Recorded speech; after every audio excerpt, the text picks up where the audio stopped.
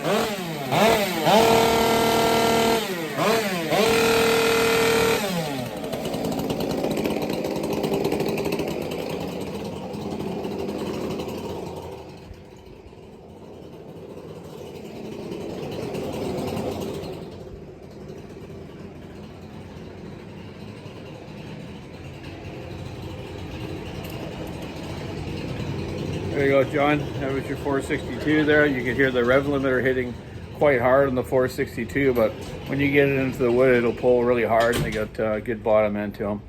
That was a 372X torque there with the muffler done, and poured it out for a fella in England. Oh, sorry, fella in Sweden actually. He lives a block away from the factory.